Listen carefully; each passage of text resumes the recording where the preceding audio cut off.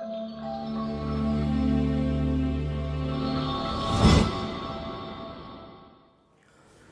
बच्चों, welcome to PRS the future academy. ये PRS the future academy का official YouTube channel है जिस पे आपको आईआईटी एवं पॉलिटेक्निक की तैयारी कराई जाती है। आपको तीनों के तीनों सब्जेक्ट यहाँ पर पढ़ाए जाते हैं। और अगर आप चैनल के प्लेलिस्ट में जाएंगे अब तो आपको फिजिक्स, केमिस्ट्री और मैथ तीनों के अलग अलग प्लेलिस्ट मिलेंगे, जिसमें आपको हर चैप्टर का जो है आपको कंप्लीट जो है सोल्यूशन मिल जाएगा। इसके अलावा फिजिक्स की अगर बात करें तो फिजिक्स के डिस्क्रिप्शन में अगर आप जाएंगे, हर एक चैप्टर के, हर एक लेक्चर के जो डिस्क्रिप्शन में आप जाएंगे तो उसमें आपको एक लिंक मिलेगा पीडीएफ का, और उसको अगर आप डाउनलोड करेंगे तो उसमें आपको जो है हर चैप्टर का एक कंप्लीट नोट्स दिया गया है, जिसमें सारे फार्मूले और छोटे छोटे जो कॉन्सेप्ट हैं वो सारा उसमें लिखा गया है। और उसके साथ ही साथ आपको वहाँ पर कुछ न्यूमेरिकल भी दिए गए हैं प्रैक्टिस के लिए। ठीक है, तो जिस तरीके से अभी तक हम लोग पढ़ते आए हैं उसी सीक्वेंस में हम लोग आगे पढ़ेंगे। और आज की क्लास में हम लोग बात करेंगे चैप्टर नंबर 12 की। अभी तक चैप्टर नंबर 11 चैप्टर हम लोग पढ़ चुके हैं, तो आज की क्लास में चैप्टर नंबर 12 डिस्कस करेंगे, जिसका नाम है विशिष्ट ऊष्मा तथा गुप्त ऊष्मा। तो चलिए देखते हैं विशिष्ट ऊष्मा तथा गुप्त ऊष्मा में क्या क्या चीज़ें हैं। सबसे पहले तो मैं आपको ऊष्मा के बारे में बताता हूँ। ऊष्मा क्या है? देखिए, ऊष्मा जो है वो एक तरह की ऊर्जा है। ठीक है, ऊष्मा जो है एक प्रकार की ऊर्जा है। जैसे आपने पढ़ा होगा कार्य क्या है, तो कार्य भी एक प्रकार की ऊर्जा ही है। ठीक है, ऊष्मा और कार्य ये दोनों के दोनों ऊर्जा के दो अलग अलग रूप हैं। जैसे एग्जाम्पल के लिए हम बात कर रहे हैं कि मान लीजिए कि ये कोई लोहे का एक टुकड़ा है। इस लोहे के टुकड़े पर अगर हम हथौड़े से पीटें तो इसको पीटने के लिए हमको कुछ मेहनत करनी पड़ेगी, कुछ कार्य करना पड़ेगा। ठीक है, और जब हम इस लोहे के टुकड़े पर इस हथौड़े से कुछ कार्य करते हैं तो उस कार्य को करने में हमारी कुछ ऊर्जा व्यय होती है, और जितनी ऊर्जा व्यय होती है वही ऊर्जा इसको स्थानांतरित हो जाती है, जिसकी वजह से ये गर्म हो जाता है या पिघल जाता है। ठीक है, तो इसका मतलब ये है कि कार्य जो है वो एक प्रकार की ऊर्जा है जो एक वस्तु से दूसरी वस्तु में स्थानांतरित हो रही है। इसी प्रकार से ऊष्मा क्या है? ऊष्मा भी एक प्रकार की ऊर्जा है, लेकिन ये तब एक वस्तु से दूसरी वस्तु में स्थानांतरित होती है जब दोनों के ताप में कुछ अंतर हो। जैसे मान लीजिए इस वस्तु का ताप हम करें 100 डिग्री सेल्सियस है और इसका है 50 डिग्री सेल्सियस। ठीक है, तो इन दोनों को जब आसपास रखते हैं तो आप जानते हैं कि जो ऊष्मा है वो उच्च ताप वाली वस्तु से कम ताप वाली वस्तु की ओर ऐसे प्रवाहित होने लगती है, और ये तब तक प्रवाहित होती है जब तक कि दोनों का ताप बराबर ना हो जाए। तो जो चीज़ यहाँ पर प्रवाहित हो रही है उसी चीज़ को हम क्या कर रहे हैं, उसी को हम बोलते हैं ऊष्मा। और यहाँ पर जो चीज़ स्थानांतरित हो रही है उसको क्या बोल रहे हैं? उसको बोल रहे हैं कार्य। लेकिन दोनों ही केस में ये जो भी स्थानांतरण यहाँ पर हो रहा है वो क्या है? वो एक प्रकार की ऊर्जा है, जिसकी वजह से ये गर्म हो जाता है या फिर इसका ताप बढ़ जाता है। ठीक है, तो ऊष्मा और कार्य दोनों के दोनों ऊर्जा के दो अलग अलग रूप हैं, लेकिन ऊष्मा कार्य का ऊर्जा का वो रूप है जो दो वस्तुओं के बीच में टेम्परेचर का डिफरेंस होने पर स्थानांतरित होता है या आगे बढ़ता है। लेकिन कार्य एक ऐसी ऊर्जा है जो बिना तापांतर के कारण स्थानांतरित होती है। यहाँ देखिए, टेम्परेचर से कोई मतलब ही नहीं है कि इसका ताप क्या है और इसका ताप क्या है। ठीक है ना, यहाँ पर ये ऊर्जा स्थानांतरित हो रही है बिना किसी तापांतर के, उसी को हम बोलेंगे कार्य। और जब तापांतर के कारण ऊर्जा स्थानांतरित होगी तो उसको क्या बोलेंगे? ऊष्मा। ठीक है, तो अब आपको समझ में आ गया होगा कि कार्य और ऊष्मा दोनों ऊर्जा के दो रूप हैं। ऊष्मा जो है वो तापांतर के कारण स्थानांतरित होती है और कार्य बिना तापांतर के कारण। ठीक है, कार्य को हम लोग सामान्यतः किसमें नापते हैं? तो कार्य का सामान्यतः जो आपने मात्रक देखा होगा एमकेएस सिस्टम में वो क्या था? जूल। और इसी तरह से ऊष्मा की बात करें तो इसका जो मात्रक होता है वो क्या होता है? कैलोरी। ठीक है, तो ऊष्मा का मात्रक हो गया कैलोरी। अब ये चूंकि दोनों के दोनों जो है वो ऊर्जा के ही दो रूप हैं, तो इनके बीच में आपस में एक संबंध भी है। यानी कभी भी ऊष्मा को कार्य में या कार्य को ऊष्मा में आप बदल सकते हैं। इसके लिए मैं आपको एक फार्मूला बता रहा हूँ। देखिए, अगर हम ऊष्मा को मान लीजिए Q बोलें और इस कार्य को W बोलें, तो इनका आपस में जो रिलेशन होता है वो रिलेशन देखिए क्या है? वो रिलेशन है W = J × Q। ये रिलेशन है। कार्य बराबर J × Q, मतलब यहाँ पर ऊष्मा है। यानी अगर ऊष्मा में हम J से गुणा कर दें तो वो कार्य में बदल जाएगा, अर्थात ऊष्मा का मतलब ये कैलोरी में होगा, तो कैलोरी में अगर J से गुणा कर दें तो ये जूल में बदल जाएगा। ठीक है, यहाँ पर जो J है इसको आप ध्यान रखिए क्या कहते हैं? इसको बोलते हैं ऊष्मा का यांत्रिक तुल्यांक। ठीक है, इस कांस्टेंट J को बोलते हैं, ये जो J है इसको बोलते हैं ऊष्मा का यांत्रिक तुल्यांक। और ये जो ऊष्मा का यांत्रिक तुल्यांक है इसका मान होता है, वो मान कितना है? तो इसका मान होता है 4.18 या फिर अप्रॉक्सीमेटली इसी को क्या कहते हैं 4.2। ठीक है, 4.18 या इसी को लगभग मान लेंगे तो 4.2। तो अगर यहाँ पर हम 4.2 लिखें और ये जो Q है ये किस में है, तो ये Q जो है कैलोरी में होता है। ठीक है, अच्छा ये जो 4.2 है इसका मान आप याद रखिए, ये 4.2 क्या है, तो 4 जूल प्रति कैलोरी। ठीक है, 4 जूल प्रति कैलोरी होता है इसका मान। और यहाँ से अगर हम एक रिलेशन देखें तो आपको जूल और कैलोरी में एक रिलेशन मिलेगा कि 1 कैलोरी बराबर क्या होता है, तो 1 कैलोरी बराबर होता है 1 कैलोरी बराबर 4.18 या फिर 4.2 जूल। ठीक है, इसको आपको याद रखना है, 1 कैलोरी बराबर 4.18 जूल होता है।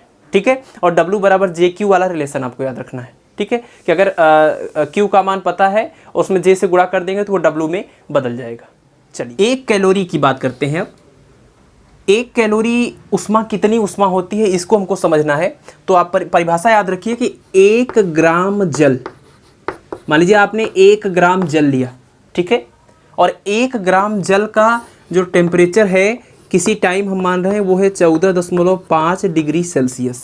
ठीक है, तो अगर 1 ग्राम जल आपने लिया उसका ताप 14.5 डिग्री सेल्सियस है, तो इसका ताप अगर 1 डिग्री सेल्सियस और बढ़ा देंगे, 1 डिग्री सेल्सियस और बढ़ाने का मतलब ये कितना हो जाएगा, 15.5 डिग्री सेल्सियस। ठीक है, तो 1 ग्राम जल का ताप 14.5 डिग्री सेल्सियस से 15.5 डिग्री सेल्सियस तक बढ़ाने के लिए जितना उष्मा हमको इसे देना पड़ता है वही उष्मा क्या कहलाती है, 1 कैलोरी उष्मा।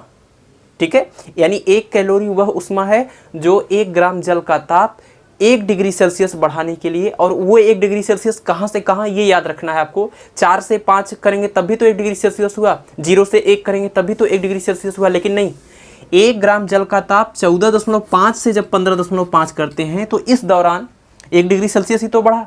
तो इस दौरान जितनी हमको इसको उष्मा देने की ज़रूरत होती है वही उष्मा क्या कहलाती है, 1 कैलोरी। और 1 कैलोरी का मान जूल में कितना होता है, तो 4.2 जूल। और ये रिलेशन हो गया कार्य और उष्मा को एक दूसरे में बदलने का, W = JQ। ठीक है, और ये भी आपने समझ लिया कि उष्मा और कार्य दोनों के दोनों ऊर्जा के ही 2 अलग अलग रूप हैं। ये ताप के अंतर के कारण प्रवाहित होता है और ये बिना तापांतर के।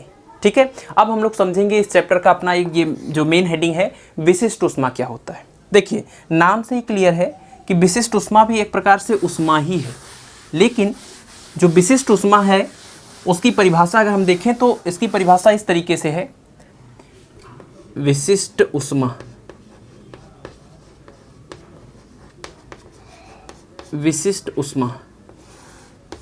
देखिए किसी भी पदार्थ का, मान लीजिए कोई भी पदार्थ है, कोई भी द्रव है मान लीजिए, और इस द्रव का हमने कितना मात्रा लिया है, इसका हमने लिया हुआ है 1 ग्राम।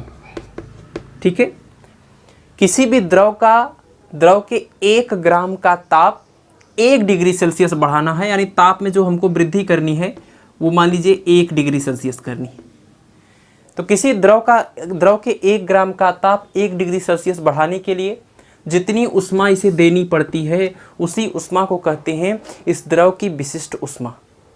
अच्छा, इसका उल्टा भी आप सोच लीजिए, जैसे अगर हम इसके ताप को बढ़ाने की बात कर रहे हैं तब तो हमें इसे उष्मा देना पड़ेगा, लेकिन अगर किसी पदार्थ का 1 ग्राम लें और उसका ताप 1 डिग्री सेल्सियस कम करें, तो अगर 1 डिग्री सेल्सियस टेम्परेचर कम करना है तो इसमें से कुछ उष्मा बाहर निकालनी पड़ेगी।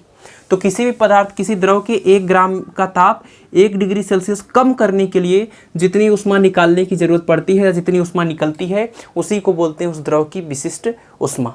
ठीक है, यानी 1 ग्राम जल का या 1 ग्राम द्रव का ताप 1 डिग्री सेल्सियस बढ़ाने अथवा 1 डिग्री सेल्सियस घटाने के लिए जितनी उष्मा देने अथवा निकालने की ज़रूरत होती है उसको इस द्रव की विशिष्ट उष्मा कहते हैं। ठीक है, विशिष्ट उष्मा को S या C से रिप्रेजेंट करते हैं, और इसके लिए फार्मूला देखिए यहाँ से आता है कि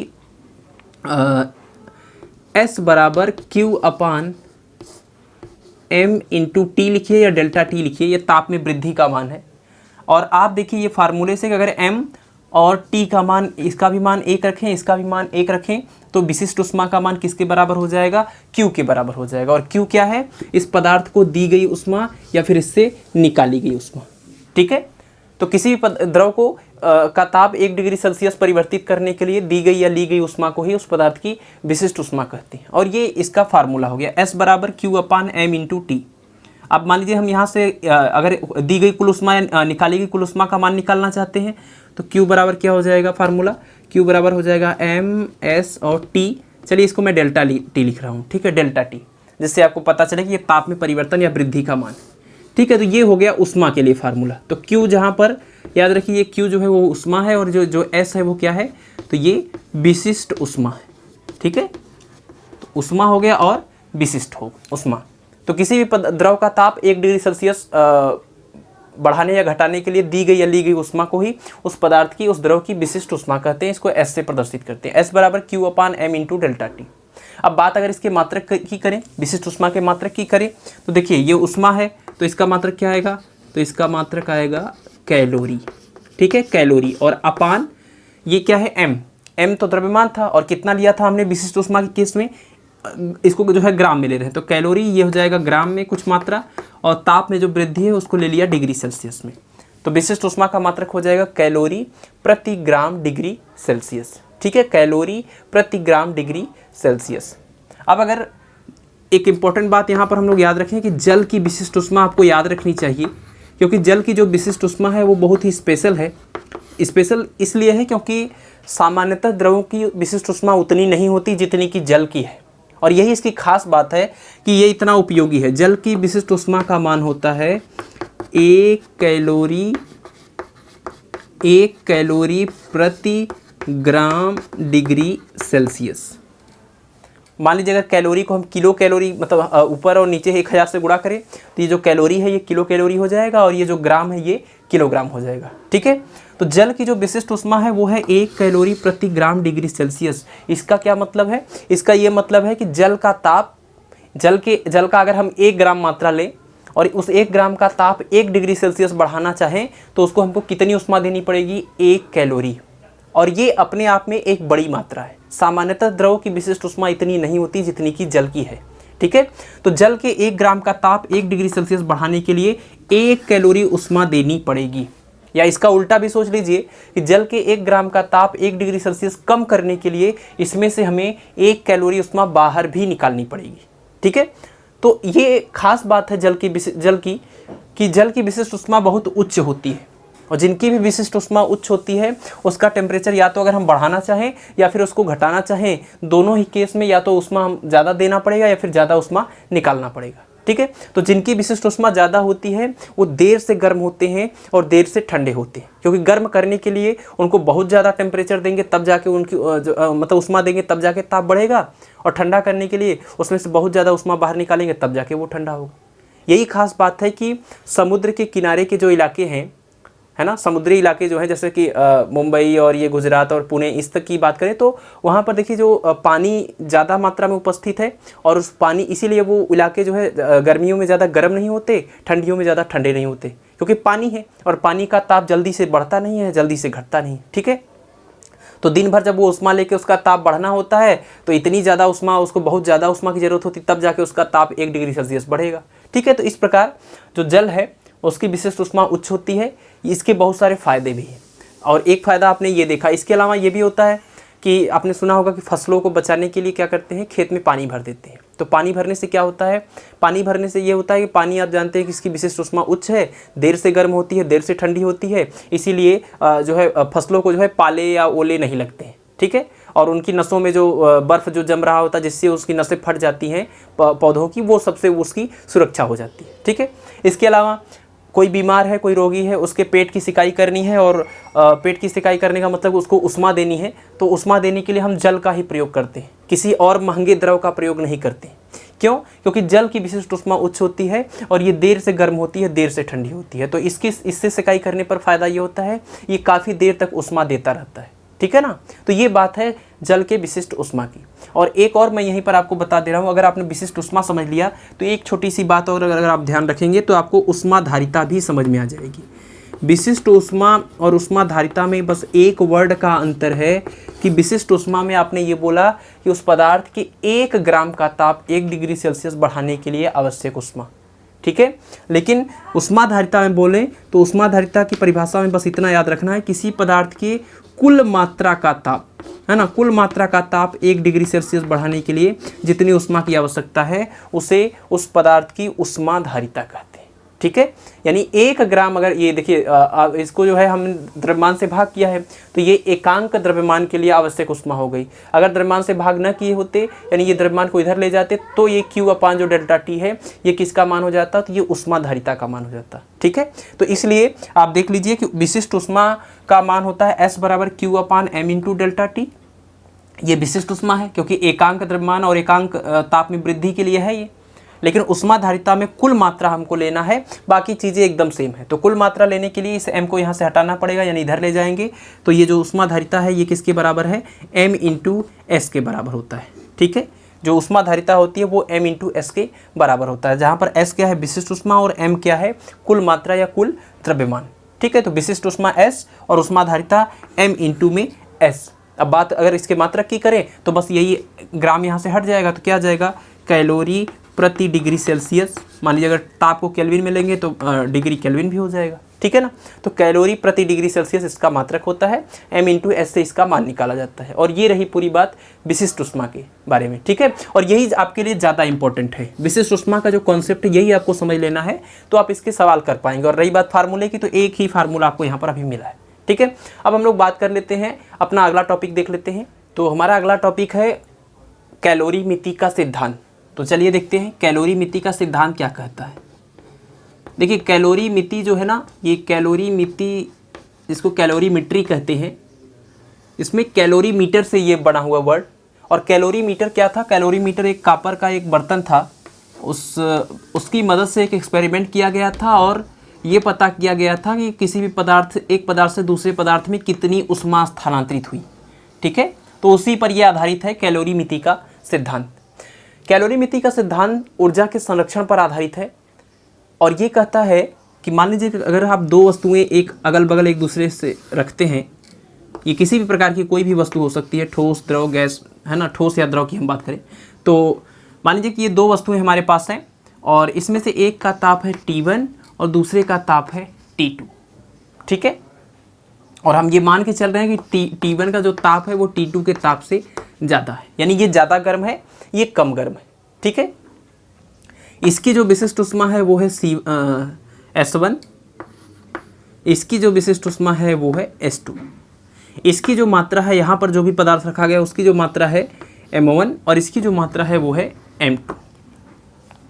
ठीक है, तो कैलोरी मिति का सिद्धांत ये कहता है कि अगर आप दो वस्तुओं को एक दूसरे के आसपास रखें, उनके ताप अगर अलग अलग हैं, तो आप जानते हैं कि अगर ताप दोनों के अलग अलग है तो ऊष्मा का स्थानांतरण प्रारंभ हो जाएगा। और ऊष्मा किधर से किधर जाती है, तो उच्च ताप वाली वस्तु से निम्न ताप वाली वस्तु की ओर ऊष्मा का स्थानांतरण प्रारंभ हो जाएगा। ठीक है, तो अब देखिए यहाँ पर आप ये भी देख रहे हैं कि इधर से ऊष्मा इधर कब तक जाएगी, तो इस वस्तु से इस वस्तु की ओर ऊष्मा तब तक जाती है जब तक कि दोनों का ताप बराबर ना हो जाए। ठीक है, तो एक वस्तु से दूसरी वस्तु में तब तक ऊष्मा जाती रहती है जब तक कि दोनों का ताप बराबर ना हो जाए। इस अवस्था को बोलते हैं साम्यावस्था, तापीय साम्य की अवस्था। और तापीय साम्य की अवस्था में आने के बाद अब इनके बीच में ऊष्मा का स्थानांतरण नहीं होता क्योंकि ये बैलेंस हो चुके हैं। और जब ऊष्मा का स्थानांतरण रुक जाता है तो ऐसे में आप ये कह सकते हैं कि इस वस्तु के द्वारा दी गई ऊष्मा बराबर इस वस्तु के द्वारा ली गई ऊष्मा, है ना। तो पहली वस्तु के द्वारा दी गई ऊष्मा बराबर दूसरी वस्तु के द्वारा ली गई ऊष्मा, और ये जो कॉन्सेप्ट है इसी को कहते हैं कैलोरी मिति का सिद्धांत। तो दी गई ऊष्मा बराबर ली गई ऊष्मा। ठीक है, तो मान लेते हैं इसके द्वारा दी गई ऊष्मा है Q1 और उसके द्वारा ली गई ऊष्मा है Q2, तो दोनों आपस में क्या होंगे, बराबर। और आपने फार्मूला भी पढ़ा अभी, विशिष्ट ऊष्मा के लिए जो फार्मूला था वो क्या था, S बराबर यही था फार्मूला, Q और अपान में M इंटू में डेल्टा T, यही था। ठीक है, तो यहाँ पर S की जगह पर हम अगर S1 लिखें पहले वाले के लिए बात करें और Q की जगह पर Q1 लिखें, M की जगह पर M1 लिखें, तो डेल्टा T का मतलब यहाँ पर देखिए ताप में परिवर्तन है।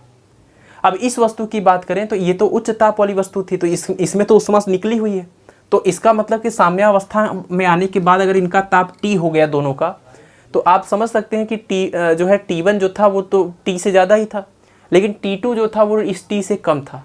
जब इसमें से उष्मा इसमें गई है तो इसका जो T2 ताप है वो बढ़ते बढ़ते कहाँ पहुँच चुका है, T तक, और इसका ताप T1 से घटते घटते कहाँ तक पहुँच चुका है, T तक। ठीक है, तो अगर हम M1 के इस पहले वाले के लिए लिखेंगे तो डेल्टा T मतलब ताप में परिवर्तन, तो ताप में परिवर्तन कैसे लिखेंगे, तो अंतिम ताप माइनस प्रारंभिक ताप करते हैं, लेकिन उच्च ताप T1 है, निम्न ताप T है, तो इसको लिखेंगे T1 माइनस T। ठीक है, यानी ताप में परिवर्तन जो ज़्यादा है उसमें से कम वाले को माइनस कर दीजिए। इसी तरीके से अगर इसके लिए इक्वेशन लिखते हैं तो S2 बराबर क्या लिखते, Q2 अपान में M2, और यहाँ पर लिखते क्या, अब देखिए यहाँ पर T ज़्यादा है T2 कम है, तो लिखेंगे T माइनस T2।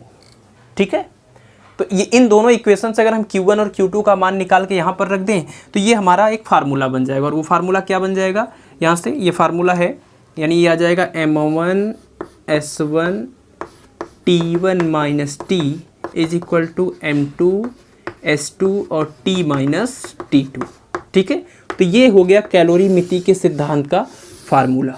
ठीक है, आप इस कॉन्सेप्ट को याद रखिए, और सबसे ज़्यादा जरूरी ये चीज़ है कि दी गई एक वस्तु के द्वारा दी गई उष्मा बराबर दूसरे वस्तु के द्वारा ली गई उष्मा, और इसी को जब फार्मूलेट करते हैं तो ये इस तरीके से आ जाता है। ठीक है, तो ये तो बात हो गई कैलोरीमिति के सिद्धांत की। तो अभी तक आपने उष्मा को समझ लिया, फिर उष्मा के बाद आपने विशिष्ट उष्मा को समझा, फिर विशिष्ट उष्मा के बाद आपने कैलोरीमिति का सिद्धांत देख लिया।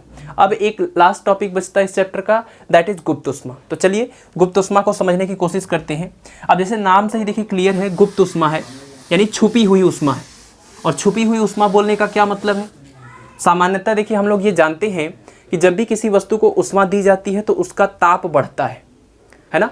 अगर यानी कोई वस्तु का ताप ज़्यादा हो रहा है इसका मतलब उसके पास ज़्यादा उष्मा है। लेकिन ऐसा भी तो हो सकता है कि हम उसको उष्मा दे रहे हों लेकिन उसका ताप न बढ़ रहा हो बल्कि उसकी अवस्था ही बदल जा रही। जैसे आप ये तो जानते ही होंगे कि ठोस होता है, ठोस को जब हम उष्मा देते हैं तो मतलब ताप इसका बढ़ता है तो ये धीरे धीरे किस में बदलता है, फिर ये द्रव में बदलता है। ठीक है, अब द्रव का मान लीजिए ताप आप बढ़ाएंगे तो फिर ये किस में बदल जाएगा, गैस में बदल जाता है। ठीक है, ये गैस में बदल जाता है। तो इसका क्या मतलब है, इसका मतलब ये है कि अगर आप ठोस को उष्मा देंगे तो वो द्रव में बदलेगा, द्रव को उष्मा देंगे तो वो गैस में बदलेगा। ठीक है, इसके अलावा आप ये सोच रहे होंगे कि अगर किसी वस्तु को हम उष्मा देते हैं तो ज़रूरी है कि उसका ताप बढ़े। मान लीजिए इसका टेम्परेचर अगर 10 डिग्री सेल्सियस है तो आप सोच रहे होंगे वो उष्मा देने के बाद साथ इसका जो है इसको उष्मा हम देते जाएंगे और इसका ताप बढ़ता जाएगा। लेकिन ऐसा नहीं है, क्योंकि एक चीज़ आप याद रखिए कि जब भी हम किसी ठोस की अगर मान लीजिए बात कर रहे हैं तो अगर हम किसी ठोस को उष्मा देंगे तो पहले तो उसका ताप बढ़ेगा। ठीक है, ताप बढ़ते बढ़ते बढ़ते बढ़ते एक ऐसी स्थिति आएगी कि इस वस्तु का ताप कितना हो जाएगा, तो इसके गलनांक के बराबर हो जाएगा। आप जानते हैं ना, हर ठोस का एक गलनांक होता है और हर द्रव का एक क्वथनांक होता है। तो इसका गलनांक जब आ जाएगा तो अब इसको आप जो उष्मा दे रहे हैं वो उष्मा इसका ताप नहीं बढ़ाती बल्कि वो उष्मा का उपयोग होता है इसकी अवस्था को परिवर्तित करने में। तो ऐसे में आपको ऐसा लगेगा कि हम उष्मा तो दे रहे हैं लेकिन ताप इसका बढ़ ही नहीं रहा है ना। इसका भी मान लीजिए कि 25 डिग्री सेल्सियस यहाँ पर भी था, 25 डिग्री सेल्सियस यहाँ पर भी है ना। आप जब ताप नापेंगे तो आपको पता चलेगा कि ये दोनों का टेम्परेचर तो सेम है। इसका मतलब जो हमने उष्मा दिया वो कहाँ गया, तो वो इसकी छुपी हुई उष्मा है अर्थात गुप्त उष्मा है। यानी अगर ये ठोस 25 डिग्री सेल्सियस था और आपने इसको उष्मा दिया लेकिन ये द्रव में बदल गया, इसका टेम्परेचर नहीं बढ़ा, ये अभी भी 25 डिग्री सेल्सियस दिख रहा है आपको, तो आप ध्यान रखिएगा कि टेम्परेचर भले ही दोनों के सेम है लेकिन इसके अंदर कुछ एक्स्ट्रा उष्मा है इससे ज़्यादा। वही उष्मा को हम कह रहे हैं इसकी क्या, गुप्त उष्मा। इसी प्रकार से आप द्रव का मान लीजिए ताप बढ़ा रहे हैं तो द्रव मान लीजिए हम जल का ही अगर एग्जांपल ले लें तो आप इसको अगर ताप मान लीजिए 25 है, बढ़ाते बढ़ाते बढ़ाते 100 तक जाएंगे तो 100 तक तो इसका टेम्परेचर बढ़ेगा, लेकिन 100 के बाद इसका टेम्परेचर 101 नहीं होगा। 100 के बाद जो भी आप इसको उष्मा देंगे उस उष्मा की वजह से इसका ताप नहीं बढ़ता बल्कि इसकी अवस्था बदल जाती है। इस उष्मा को इस द्रव की बोलेंगे जो है गुप्त उष्मा।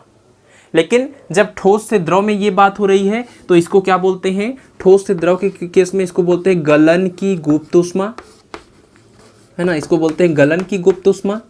और जब वो द्रव से गैस में परिवर्तित होता है तो इसको क्या बोलते हैं, वाष्पन की गुप्त उष्मा। ठीक है, गलन की गुप्त उष्मा और वाष्पन की गुप्त उष्मा, ये दो प्रकार की उष्मा आप याद रखिए।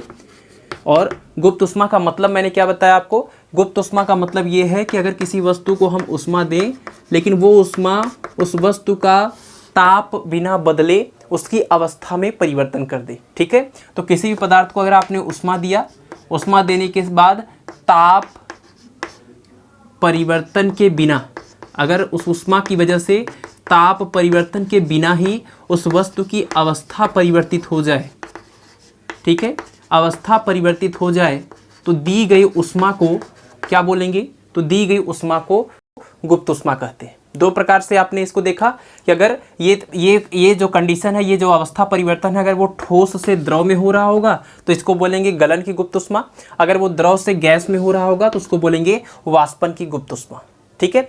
जल के केस में अगर हम बात करें तो इसको याद रखिए कि जल के जो गलन की गुप्त उष्मा होती है, यानी कि जब बर्फ होता है, बर्फ के जो गलन की गुप्त उष्मा होती है, यानी जब बर्फ जो है पिघल के द्रव में बदलता है तो इसकी कितनी मात्रा होती है, तो 80 कैलोरी प्रति ग्राम। 80 कैलोरी प्रति ग्राम। इसका क्या मतलब है, इसका मतलब कि अगर 1 ग्राम बर्फ लें और उस 1 ग्राम बर्फ को हम चाहते हैं कि बिना उसका ताप बदले वो 1 ग्राम बर्फ जो है वो पानी में बदल जाए, तो इसको कितनी उष्मा उसको देनी पड़ेगी, तो उसको 80 कैलोरी उष्मा देनी पड़ेगी। इसका उल्टा समझिए, अगर ऐसे हैं कि अगर मान लीजिए एक ये जो द्रव है, पानी है, 1 ग्राम अगर जल है और हम उसका बिना ताप बदले उसको हम द्रव से ठोस में यानी बर्फ में परिवर्तित करना चाहते हैं, तो उसमें हमको कितनी उष्मा उसमें से निकालनी पड़ेगी, तो उसमें से हमको 80 कैलोरी उष्मा निकालनी पड़ेगी, ठीक है। तो ये याद रखिए आप कि बर्फ के गलन की गुप्त उष्मा 80 कैलोरी प्रति ग्राम होता है। 1 ग्राम बर्फ जब पिघल के द्रव बनता है तो उस दौरान वो 80 कैलोरी उष्मा की जरूरत पड़ती है। और यहीं से आप एक चीज़ याद रखिए, यही कारण होता है कि जैसे आपने देखा होगा कि जब बारिश ओले पड़ते हैं, जिस टाइम ओले गिरते हैं उस टाइम उतनी ठंड नहीं लगती जितना कि उसके 10 मिनट बाद, आधे घंटे बाद जब धूप निकलती है तो ज़्यादा गलन महसूस होती है। इसका रीज़न क्या है, इसका रीज़न यह है कि जब ये बर्फ़ के टुकड़े ये ओले के रूप में ये जब गिरे रहते हैं, अभी तो ये इसी रूप में है, ठोस में है, तब तो हमको ठंड नहीं लग रही है, लेकिन जब धूप लगती है तो ये पिघलना स्टार्ट करते हैं, और जब ये पिघलते हैं यानी जब ये ठोस से द्रव में परिवर्तित होंगे, अवस्था परिवर्तित होगी, तो आप जानते हैं कि 1 ग्राम ये बर्फ जो है पिघल के जब द्रव में बदलेगा तो कितनी उष्मा लेगा वायुमंडल से, 80 कैलोरी। तो इस तरह से ये इतनी ज़्यादा जो मात्रा होती है बर्फ़ की मात्रा, वो वायुमंडल से बहुत ज़्यादा उष्मा को अवशोषित कर लेती है और हमारा वायुमंडल ठंड हो जाता है, हमको ठंड लगने लगती है, ठीक है। तो ध्यान रखिए कि बर्फ़ की गलन की जो गुप्त उष्मा होती है वो होती है 80 कैलोरी प्रति ग्राम, यानी 1 ग्राम बर्फ़ पिघलेगा तो उसको 80 कैलोरी उष्मा की ज़रूरत पड़ेगी, ठीक है। चलिए इसी तरह से अब बात करते हैं वाष्पन की गुप्त उष्मा। तो जब ये द्रव ये वाष्प में बदलता है, तो द्रव वाष्प में कब बदलता है, अगर हम पानी की बात करें तो, अब जैसे यहाँ बर्फ़ की ही बात कर रहे थे तो यहाँ पर पानी की बात कर लेते हैं। पानी जो है वाष्प में कब बदलता है, तो हम जानते हैं कि ये 100 डिग्री सेल्सियस पर जो है वाष्प में बदलता है। तो यहाँ से देखिए इसका ताप कितना था बर्फ़ का, 0 डिग्री सेल्सियस, और जब बिना जो है ताप में परिवर्तन किए द्रव में परिवर्तित हुआ था तो इसका भी ताप कितना था, 0 डिग्री सेल्सियस, ठीक है। आप देखिए कि ये बर्फ़ है और ये पानी है, लेकिन दोनों का ताप कितना है, 0 डिग्री सेल्सियस, ठीक है। लेकिन इसकी जो उष्मा है ये इसकी उष्मा से ज़्यादा है, और वो उष्मा छुपी हुई उष्मा है, गुप्त उष्मा है, जिसका मान है 80 कैलोरी प्रति ग्राम। इसी तरह से अब इस द्रव को हम मान लीजिए उष्मा देने लगे, और उष्मा देते देते आप जानते हैं उष्मा देंगे तो इसका ताप बढ़ेगा, ताप बढ़ते बढ़ते बढ़ते कहाँ तक जाएगा, 0 से 10, 20, 30 इस तरीके से 100 तक जाएगा। और जैसे 100 के बाद आप इसको उष्मा देंगे, अब इसका ताप नहीं बढ़ेगा, बल्कि वो उष्मा का प्रयोग ये करेगा अपनी अवस्था को परिवर्तित करने में। उस उष्मा को हम लोग बोलते हैं वाष्पन की गुप्त उष्मा। और ये जल के लिए जो वाष्पन की गुप्त उष्मा होती है वो कितनी होती है, वो होती है 540 कैलोरी प्रति ग्राम।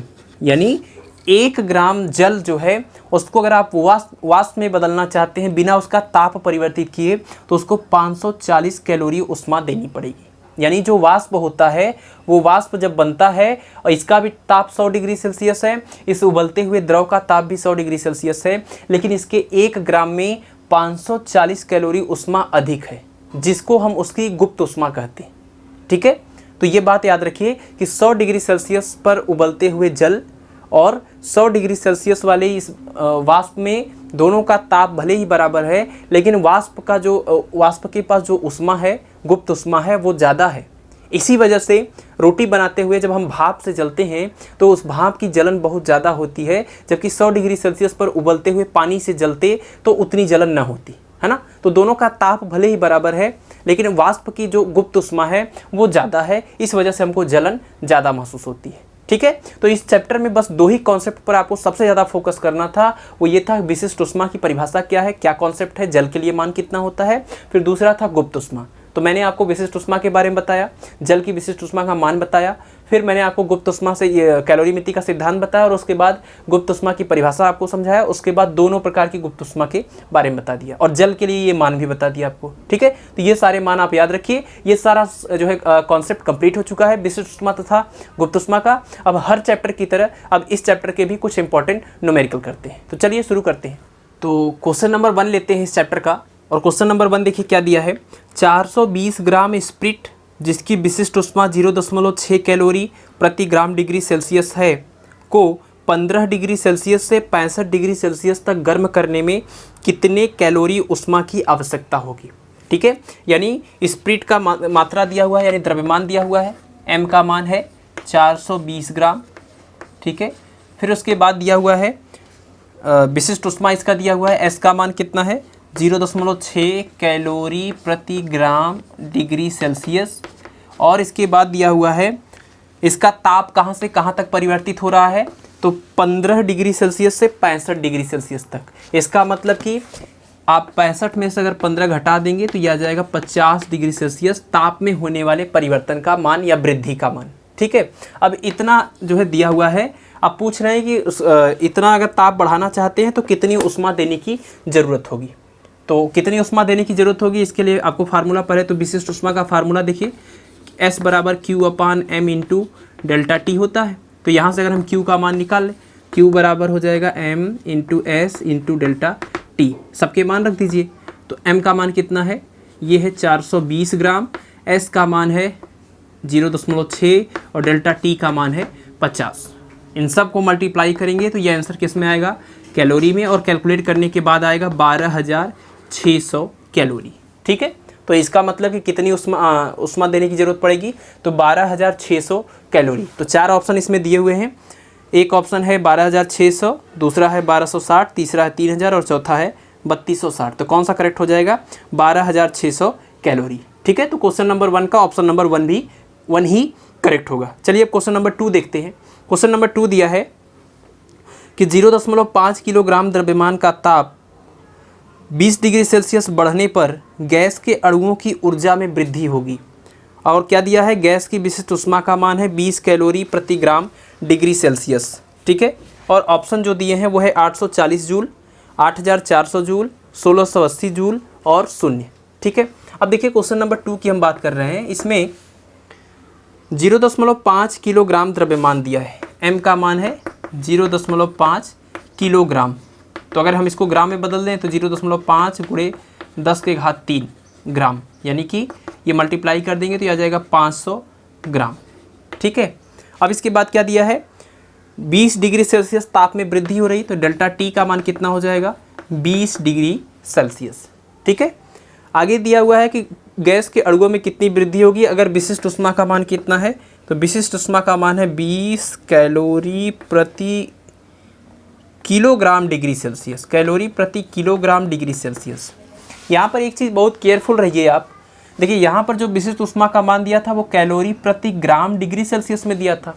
तो अगर विशिष्ट उष्मा का मान यहाँ प्रति ग्राम में दिया है तो द्रव्यमान को हमने ग्राम में प्रयोग किया। ठीक है, ऐसे ही यहाँ पर विशिष्ट उष्मा का जो मान दिया है वो कैलोरी प्रति किलोग्राम में दिया है, तो द्रव्यमान को हमको ग्राम में बदलने की कोई ज़रूरत ही नहीं है, इस किलोग्राम से ये किलोग्राम कट जाएगा, है ना। तो S का मान ऐसे रखना है, M का मान भी ऐसे ही रखना है। तो कह रहे हैं कि कितनी ऊर्जा में वृद्धि होगी। आप जानते हैं कि अगर गैस को, मान लीजिए आप ये गैस की अगर बात कर रहे हैं तो इसकी ऊर्जा में कितनी वृद्धि होगी ये पूछ रहे हैं। तो आप जानते हैं जितनी इसको उष्मा देंगे वही उष्मा इसकी ऊर्जा में वृद्धि है ना। उष्मा भी एक प्रकार की ऊर्जा ही तो है। तो इसका मतलब कि हमको केवल और केवल इस गैस को दी गई उष्मा का मान पता करना है। जितना भी हम इसको उष्मा देंगे वही उष्मा इसकी ऊर्जा में वृद्धि का मान हो जाएगा। ठीक है, तो क्वेश्चन नंबर 1 की तरह ये क्वेश्चन फिर से बन गया और आप तीनों मान यहाँ पर दिया है, Q का मान निकाल लीजिए। तो Q बराबर क्या आ जाएगा, m into S into delta T. ठीक है, सबके मान रख देते हैं। m का मान 0.5 और s का मान कितना है, तो s का मान है 20 गुणे, और यहाँ पर डेल्टा टी का मान कितना है, ये है 20। मल्टीप्लाई कर देंगे, 20 गुणे 5 करेंगे 100 आएगा, एक अंक पर दशमलव लग जाएगा तो यानी 10 हो जाएगा। 10 गुणे 20 कितना आ जाएगा 200, और ये 200 क्या हो जाएगा कैलोरी। ठीक है, तो आंसर आ गया है 200 कैलोरी। यानी कौन सा ऑप्शन करेक्ट हो जाएगा, तो इसमें करेक्ट हो जाएगा आपका 1 मिनट 20 गुणे 500 यानी 10 गुणे 20। तो इसमें देखिए कैलोरी में मान आया हुआ है, लेकिन जो ऑप्शन दिया है वो जूल में है। तो आपको क्या करना पड़ेगा, इस कैलोरी को जूल में कन्वर्ट करना पड़ेगा। तो चलिए कैलोरी को जूल में कन्वर्ट कर लेते हैं। आपने पढ़ा है कि 1 कैलोरी बराबर कितना होता है, 1 कैलोरी बराबर होता है 4.18 या फिर 4.2 जूल। ठीक है, तो 4.2 ये जूल होता है। तो अगर ये मान यहाँ पर रख दें तो कितना आ जाएगा, ये क्यू का मान, उष्मा का मान जब जूल में आएगा तो ये 200 गुणे 1 कैलोरी का मान 4.2 जूल, तो 4.2 जूल। अब देखिए इसमें 2 जीरो हैं और ये 2 है, तो 42 गुणे 2 करेंगे तो कितना आ जाएगा 84, और इसके बाद ये 2 जीरो लगाएंगे, लेकिन एक अंक पर दशमलव लगा देंगे तो कितना आ गया 840 जूल। ठीक है, देखिए क्वेश्चन ये किस तरीके से घुमा दिया था। आप हमेशा कैलकुलेट करते हैं कैलोरी में और ऑप्शन देख रहे हैं तो कोई ऑप्शन मैच ही नहीं कर रहा है, जबकि इसमें जो ऑप्शन दिया है वो जूल में दिया। तो कौन सा आंसर आ गया आपका, ये आ गया 840 जूल, यानी क्वेश्चन नंबर 2 का भी फर्स्ट वाला पार्ट करेक्ट हो जाएगा। अब देखिए क्वेश्चन नंबर 3 में क्या दिया है कि आधा किलो जल को गर्म करने पर 2.1 गुणे 10 के घात 3 जूल कार्य करने में इसका ताप 284 केल्विन हो जाता है। तो जल का प्रारंभिक ताप था, मान लीजिए कि जो जल है, पहले तो ये सवाल में दिया है कि आधा किलो है, इसका प्रारंभिक ताप है मान लेते हैं टी डिग्री सेल्सियस। ठीक है, और बाद में कितना हो गया है, बाद में हो गया है 284 केल्विन। ठीक है, प्रारंभिक ताप हमने डिग्री सेल्सियस में माना है क्योंकि ऑप्शन जो है वो डिग्री सेल्सियस में ही है, और अंतिम ताप जो इन्होंने दिया है वो है 284 केल्विन। तो पहली बात तो 284 केल्विन को अगर हम डिग्री सेल्सियस में बदलना चाहें तो कैसे करेंगे, तो आप जानते हैं कि 284 में से 273 को माइनस कर दीजिए तो ये डिग्री सेल्सियस में आ जाएगा, और कितना आ जाएगा 1, और यहाँ से 1 यानी 11 डिग्री सेल्सियस। यानी यह आधा किलो जल है जिसका ताप जो है पहले था T डिग्री सेल्सियस और बाद में हो गया 11 डिग्री सेल्सियस। आधा किलो जल का मतलब इसका द्रव्यमान कितना हो जाएगा 500 ग्राम। ठीक है, 500 ग्राम, क्योंकि 1 किलोग्राम में 1000 ग्राम होता है। ठीक है, अब इसके बाद कह रहे हैं कि इसको गर्म करने पर 2.1 गुणे 10 के घात 3 जूल कार्य करना पड़ा। तो इसमें अगर 2.1 गुणे 10 घाती 3 जूल कार्य करना पड़ा तो हम अगर उस कार्य के इक्विवेलेंट अगर उष्मा निकाल लें तो हमको ये पता चल जाएगा कि हमने इसको कितना उष्मा स्थानांतरित किया है। ठीक है, तो उष्मा का मान कैसे आएगा, अब देखिए जूल में ये मान दिया है 2.1 गुणे 10 के घात 3 जूल, और रिलेशन आप याद रखिए कि 1 कैलोरी बराबर क्या होता है, तो 1 कैलोरी बराबर होता है 4.2 जूल के। तो 1 जूल बराबर क्या हो जाएगा 1/4.2 कैलोरी के। तो अगर 1 जूल में इतना कैलोरी है तो इतने जूल में कितना हो जाएगा, इसी से गुणा कर देते हैं। तो Q बराबर आ जाएगा 2.1 गुणे 10 के घात 3 और गुणे 1/4.2। अब ये किस में आएगा, कैलोरी में आएगा। तो ये 2.1 है, ये 4.2 है, जस्ट 2 गुना है, तो काट दीजिए 2 आ जाएगा। ये 1000 है, ये 2 है, भाग कर देंगे कितना आ जाएगा 500 आ जाएगा। तो 500 कैलोरी है ना, इतना कार्य करने का मतलब कि हमने इसको 500 कैलोरी उष्मा दी है, और इसका द्रव्यमान है 500 ग्राम, और इसका ताप T डिग्री सेल्सियस से लेकर 11 डिग्री सेल्सियस तक परिवर्तित हो गया। तो कितने ताप की वृद्धि हो गई, तो ताप में वृद्धि बराबर अंतिम ताप माइनस प्रारंभिक ताप। ठीक है, तो ताप में वृद्धि मिल गया, द्रव्यमान मिल गया, दी गई उष्मा मिल गई, तो आपको पता कर लेना है इसकी प्रारंभिक ताप का मान। अब देखिए फार्मूला जो होता है वो फार्मूला है Q बराबर M into S into delta T। ठीक है, अब डेल्टा T की जगह पर ये वाला मान रखेंगे तो T तो निकलेगा, लेकिन उसके लिए आपको Q चाहिए, M चाहिए और S चाहिए। ठीक है, तो Q और M आपको मिल गया, बच गया खाली क्या, S का मान। और ये S है क्या, तो ये S है इस जल की विशिष्ट उष्मा, और जल की विशिष्ट उष्मा का मान मैंने आपको बता दिया है, आप उसको याद रखिए कि जल की विशिष्ट उष्मा S का मान होता है S बराबर 1 कैलोरी प्रति ग्राम डिग्री सेल्सियस। ठीक है, तो ये सारे मान इसमें रख दिए जाए तो T का मान, ये T का मान आ जाएगा। तो Q का मान रख दीजिए 500, M का मान भी 500, S का मान 1 और डेल्टा T की जगह पर 11 माइनस T। इससे ये पूरा कट जाएगा और यहाँ पर कितना आ जाएगा 1 बराबर 11 minus T, this imply that T बराबर 11 माइनस 1 यानी कि 10 डिग्री सेल्सियस। इसका मतलब जल का प्रारंभिक ताप कितना था, 10 डिग्री सेल्सियस था। तो कौन सा ऑप्शन करेक्ट होगा, अब इसमें देख लीजिए क्वेश्चन नंबर 3 में 10 डिग्री सेल्सियस, 20, 30 और 5 और इनमें से कोई नहीं। तो कौन सा ऑप्शन करेक्ट हो जाएगा, ऑप्शन नंबर 1 यानी कि 10 डिग्री सेल्सियस। ठीक है, चलिए क्वेश्चन नंबर 4 देखिए। इसमें दिया है कि 1 ग्राम पानी को 0 डिग्री फ़ारेनहाइट से 0 डिग्री सेल्सियस तक गर्म करने में आवश्यक ऊर्जा है, और सारे ऑप्शन कैलोरी में दिए हैं। यह है 32 कैलोरी, 0 कैलोरी, 17.7 कैलोरी और 35.5 कैलोरी। ये तो आप क्वेश्चन का आप आंसर डायरेक्ट याद रख लीजिए कि इसका आंसर आता है 17.7 कैलोरी। ये क्वेश्चन 5 से 7 बार ये अभी तक रिपीट हो चुका है। ठीक है, तो ध्यान रखिए इस क्वेश्चन का आंसर आता है 17.7 कैलोरी, लेकिन मैं आपको उसको सॉल्व करके दिखा देता हूँ। ठीक है, देखिए 1 ग्राम पानी लिया गया है और उसका ताप जो है 0 डिग्री फ़ारेनहाइट से 0 डिग्री सेल्सियस तक बदला गया। ठीक है, ये मान लीजिए ये पानी है, द्रव्यमान कितना है इसका, तो इसका द्रव्यमान है 1 ग्राम।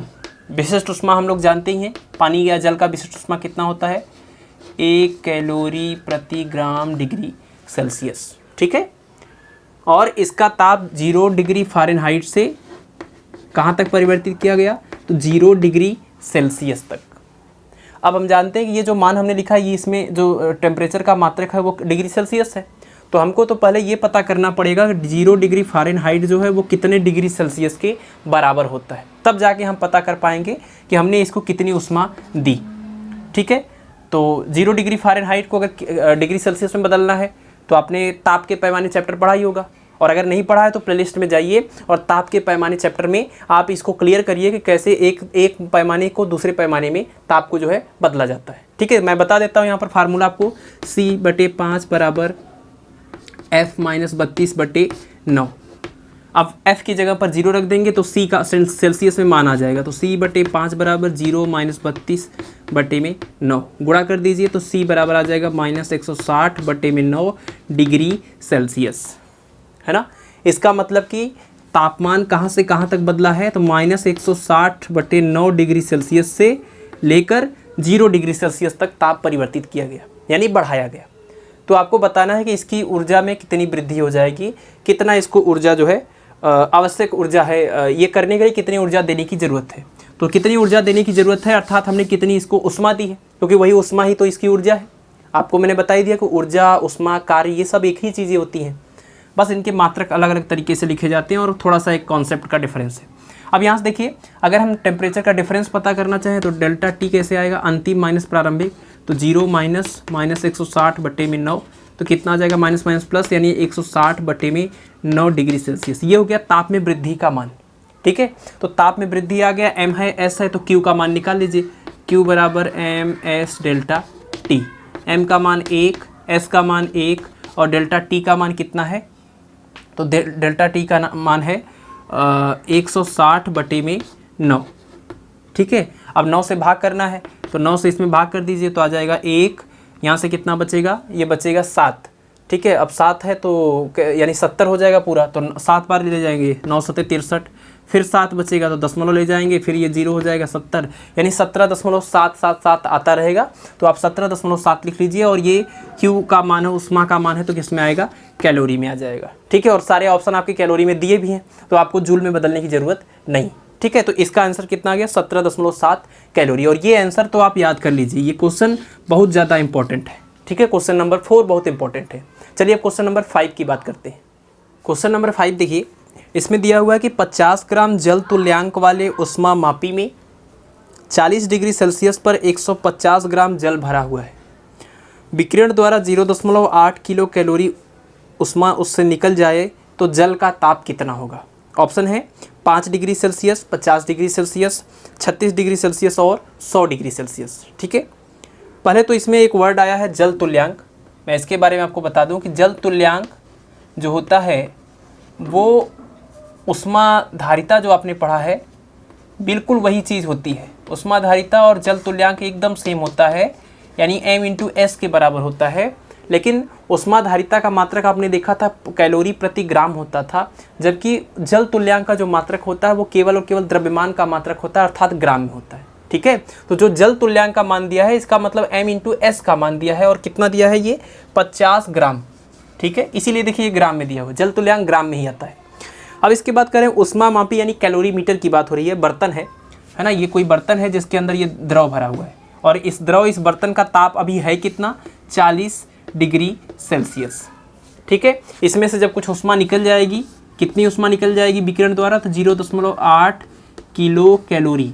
जब इतनी उष्मा इसमें से निकल जाएगी तो इसका ताप आप जानते हैं घट जाएगी, और ताप घट के जो हो जाएगा उसको हम मान ले रहे हैं टी हो गया, ठीक है।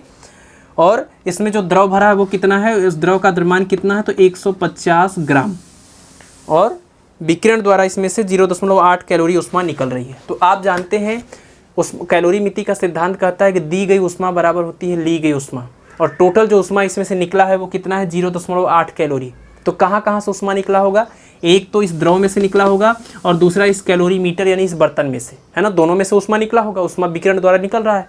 तो इसका मतलब आप ये कह सकते हैं कि कुल निकली हुई उष्मा बराबर ये बर्तन से निकली उष्मा, ठीक है, बर्तन से निकली उष्मा प्लस, इसको मैं दूसरा ले लेता हूँ, ये खत्म हो गया है, बर्तन से निकली उष्मा और प्लस में हो जाएगा द्रव से निकली उष्मा, द्रव यानी कि जल से निकली उष्मा, ठीक है। चलिए तो Q यानी कुल उष्मा का मान कितना है 0.8 किलो कैलोरी, तो इसको लिख देते हैं 0.8, और 1000 से अगर गुणा कर दें तो ये कैलोरी में आ जाएगा, बराबर बर्तन से निकली उष्मा। तो इस बर्तन से कितनी उष्मा निकलेगी, वही Q का फार्मूला इस्तेमाल करेंगे, तो Q बराबर होता है ms डेल्टा T, ठीक है। इसी तरह से द्रव से निकली उष्मा, तो इसके लिए ऐसे लिख लेते हैं m1 s1 डेल्टा T, ठीक है। अब मान रखते हैं बर्तन के लिए ये द्रव्यमान है, तो बर्तन के लिए तो m का मान अलग से दिया भी नहीं है, s का मान भी नहीं दिया है, लेकिन m इंटू एस का मान हमको पता है, और m इंटू एस का मान कितना है, सीधे सीधे 50 दिया हुआ है, तो 50 गुणे डेल्टा टी का मान रख दीजिए। डेल्टा टी कितना हो जाएगा, तो अंतिम ताप टी हो गया, प्रारंभिक 40 था तो 40 माइनस टी, घट के ही तो टी हुआ है, तो ज़्यादा में से कम को घटा देंगे, प्लस m1 का मान कितना है, ये द्रव्यमान कितना था 150 ग्राम, जल की विशिष्ट उष्मा कितनी होती 1, और डेल्टा टी का मान कितना यहाँ पर 40 माइनस टी, ठीक है, 0.8 और गुणे में 10 की घात 3। तो ये हमारा एक इक्वेशन बन गया। अब बस इसी को हमको सॉल्व करना है और टी का मान निकालना है। टी क्या है, तो टी इस बर्तन का ताप कह लीजिए या इस द्रव का ताप कह लीजिए जो आपसे पूछा गया है, ठीक है। तो इसको हल करते हैं, गुणा कर दीजिए, ये आ जाएगा 800 बराबर ये हो जाएगा 5 गुणे 4 20, और ये 2 0 हो जाएंगे, और माइनस 50 टी प्लस 150 से इसमें गुणा करिए 15 गुणे 4 ये 60 हो जाएगा, और 2 और 0 लगेंगे, और माइनस 150 टी, ठीक है। अब ये देखिए कितना हो गया, ये 2000 और ये 6000, ये पूरा हो जाएगा 8000, और इधर है ये 800, और ये माइनस 50 टी माइनस 150 टी, ये हो जाएगा माइनस 200 टी। पक्षांतर कर देंगे तो 200 टी बराबर आ जाएगा 8000 माइनस 800, घटाएंगे कितना आ जाएगा, 8000 में से 800 घटा देंगे तो आ जाएगा 7200, ठीक है। और इधर कितना है 200 टी, तो टी का मान कितना आ जाएगा 7200 और बटे में 200, ठीक है। 0 से 0 कटा, ये 0 से ये 0 कटा, 2 से काट दीजिए, कितना आ जाएगा 3 और ये 6, तो 36 डिग्री सेल्सियस, यानी कितना ताप हो जाएगा इसका, तो इसका ताप हो जाएगा 36 डिग्री सेल्सियस, यानी ऑप्शन नंबर 3 करेक्ट हो जाएगा क्वेश्चन नंबर 5 का, ठीक है। चलिए तो ये एक इंपॉर्टेंट क्वेश्चन था जिसमें आप ये कॉन्सेप्ट को आप याद रखिए कि कैलोरीमिति का सिद्धांत है दी गई उष्मा बराबर ली गई उष्मा, और यहाँ पर दी गई उष्मा किसके किसके द्वारा है, तो 2 कंडीशन, मतलब 2 चीज़ें, एक तो द्रव से निकली उष्मा है और दूसरा इस पदार्थ इस कैलोरीमीटर से निकली हुई उष्मा है, ठीक है। तो ये क्वेश्चन नंबर 5 काफ़ी इंपॉर्टेंट है, इसको ध्यान रखना है आपको। चलिए क्वेश्चन नंबर 6 देखते हैं। देखिए इसमें दिया है क्वेश्चन नंबर 6 में कि किसी धातु का द्रव्यमान 400 ग्राम तथा विशिष्ट उष्मा 0.12 है, तो उसकी धारिता बताइए। तो आपको मैंने एक फार्मूला बताया उष्मा धारिता के लिए, और उष्मा धारिता का फार्मूला होता है उष्मा धारिता बराबर m इंटू एस के बराबर, जहाँ पर m द्रव्यमान है और s क्या है, विशिष्ट उष्मा। इस क्वेश्चन में द्रव्यमान का मान भी दिया है, विशिष्ट उष्मा भी दिया है। द्रव्यमान है 400 ग्राम और विशिष्ट उष्मा कितना है 0.12, ठीक है। बस सीधे सीधे मल्टीप्लाई कर दीजिए, आंसर आ जाएगा। तो ये मल्टीप्लाई करेंगे 12 गुणे 4 करेंगे तो ये 48 हुआ, ये 2 जीरो लगेंगे और 2 अंक पर दशमलव लगा देंगे तो ये 48.0 का मतलब 48, और इसका मात्रक क्या हो जाएगा, तो आप जानते हैं विशिष्ट उष्मा का मात्रक होता है कैलोरी प्रति डिग्री सेल्सियस। ठीक है, तो इसका मात्रक क्या आ जाएगा 48 कैलोरी प्रति डिग्री सेल्सियस, यानी ऑप्शन नंबर 3 करेक्ट हो जाएगा। ठीक है, तो बस आपको ये फार्मूला ध्यान रखना था। उष्माधारिता और जल तुल्यांक दोनों के लिए m इंटू ऐसे लिखा जाता है, लेकिन इसका ये मात्रक होता है, जबकि आप जानते हैं कि अगर बात करें जल तुल्यांक की तो उसका मात्रक केवल ग्राम में आता है। ठीक है, चलिए क्वेश्चन नंबर 7 देखिए। क्वेश्चन नंबर 7 में दिया है कि 100 डिग्री सेल्सियस के 1 ग्राम जल को 540 कैलोरी उष्मा देने पर 100 डिग्री सेल्सियस की 1 ग्राम भाप बनती है। यानी जो जल था और ये जो भाप बना हुआ है, दोनों में एक बात आप ध्यान रखिए कि ये 100 डिग्री सेल्सियस पे था और ये भी 100 डिग्री सेल्सियस पर है। ठीक है, और इस 100 ये जो जल था 100 डिग्री सेल्सियस पर, इसकी मात्रा कितनी थी 1 ग्राम, और ये जो है 540 कैलोरी उष्मा इसको दिया गया है, तब जाके ये इसमें बदल गया है। ठीक है, तो ये तो आपको जैसे ही आपने 540 कैलोरी देखा होगा तो आपको तुरंत याद आना चाहिए, ये तो वाष्पन की गुप्त उष्मा की बात हो रही है कि जल को गर्म कर रहे हैं लेकिन उसका ताप परिवर्तित नहीं हो रहा है। उष्मा तो दे रहे हैं लेकिन उसका ताप परिवर्तित नहीं हो रहा है, बल्कि अवस्था परिवर्तित हो रही है। तो आप जानते हैं कि अगर ये ताप परिवर्तित हो रहा है, मतलब ताप नहीं बदल रहा लेकिन अवस्था बदल रही है, इसका मतलब कि इसकी जो अब पूछ रहे हैं कि औसत गतिज ऊर्जा में कितनी वृद्धि होगी, तो आप जानते हैं कि जो गतिज ऊर्जा होती है गैसों की वो 3/2 इंटू के इंटू टी फार्मूला होता है। यानी जो गतिज ऊर्जा होती है, माध्य गतिज ऊर्जा, ये सीधे सीधे ताप पर निर्भर करती है। और आप देख रहे हैं कि अवस्था परिवर्तन हो रहा है लेकिन ताप में तो परिवर्तन हो ही नहीं रहा है। तो अगर ताप में परिवर्तन नहीं हो रहा है तो गतिज ऊर्जा में भी कोई परिवर्तन नहीं होगा। आपको कुछ भी कैलकुलेट करने की ज़रूरत नहीं है। ठीक है, ताप नहीं बदलेगा तो गतिज ऊर्जा भी नहीं बदलेगी। इसलिए इस क्वेश्चन का आंसर कौन सा वाला हो जाएगा, ऑप्शन नंबर 4 शून्य। ठीक है, बाकी जितने ऑप्शन दिए हैं उनसे कोई मतलब नहीं है। ताप नहीं बदलेगा तो गतिज ऊर्जा भी नहीं बदलेगी। ठीक है, तो क्वेश्चन नंबर 7 हो गया। अब बात करते हैं क्वेश्चन नंबर 8 की। चलिए, तो क्वेश्चन नंबर 8 में दिया है कि एक 2 किलोग्राम की वस्तु 10 मीटर की ऊंचाई से गिरने के बाद 6 मीटर तक वापस उछलती है, जिसमें कुछ ऊर्जा खो जाती है तो उष्मा में बदल जाती है। इस क्रिया में कितनी उष्मा उत्पन्न हुई। यानी कोई एक पिंड है जो 10 मीटर की ऊंचाई से पहले गिरती है, इतनी ऊंचाई से, लेकिन जब वो दोबारा ऊपर जाती है तो केवल और केवल 6 मीटर ऊंचाई तक जाती है। ठीक है, और पहले 10 मीटर ऊंचाई से गिरी थी। तो कह रहे हैं जब ये गिर के इतने ऊपर जाती है, इसका मतलब इसने अपनी कुछ ऊर्जा खो दिया, और जो भी ऊर्जा इसने खोया वो पूरी की पूरी ऊर्जा उष्मा में बदल गई। तो कह रहे हैं कि कितनी ऊर्जा इसने खोई है, यानी कितनी उष्मा इसने खोई है, यही आपको बताना है। तो क्या करना पड़ेगा, आप देखिए यहाँ पर अगर मान लीजिए कि ये पिंड जो है 2 किलोग्राम का ये पिंड है, अगर ये 10 मीटर ऊंचाई तक था तो इसके पास कितनी ऊर्जा थी, अगर हम ये पता कर लें। फिर 6 मीटर की ऊंचाई तक जब ये आई तो इसके पास कितनी ऊर्जा थी, ये हम पता कर लें। तो दोनों का डिफरेंस पता कर लेंगे तो ये पता चल जाएगा कितनी इसने ऊर्जा खोई है, और जितनी ऊर्जा इसने खोई है वही ऊर्जा किस में बदल गई है, उष्मा में बदल गई। ठीक है, तो सबसे पहले 10 मीटर की ऊंचाई तक अगर ये कोई पिंड है तो इसके पास कितनी स्थितिज ऊर्जा है, तो इसके पास जो ऊर्जा होगी वो होगी m इंटू जी इंटू एच के अकॉर्डिंग। m का मान 2, g का मान 10 और h का मान कितना रखेंगे, h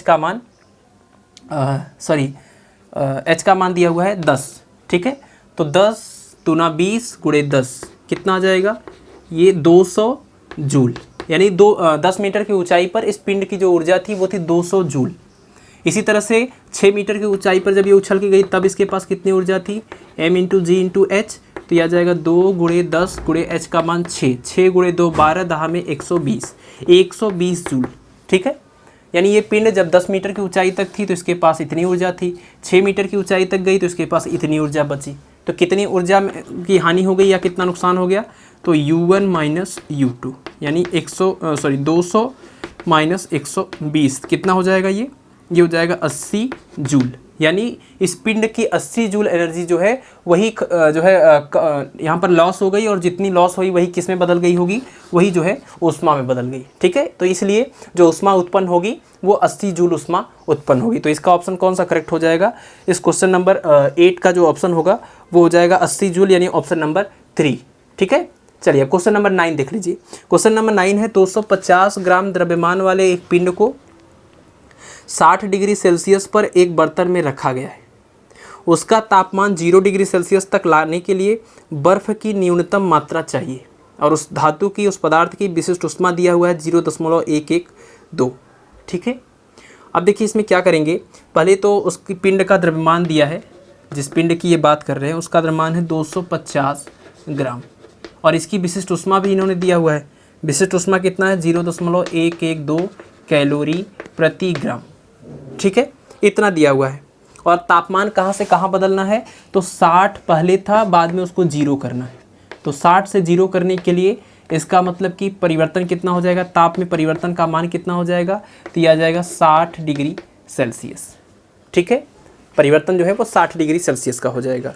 तो कह रहे हैं कि बताइए बर्फ़ की कितनी मात्रा की आवश्यकता होगी। यानी आप तो ये जानते ही हैं कि किसी भी पदार्थ का ताप अगर कम करना है तो उसमें आप बर्फ़ के टुकड़े रख दीजिए, तो धीरे धीरे उसका ताप कम हो जाएगा।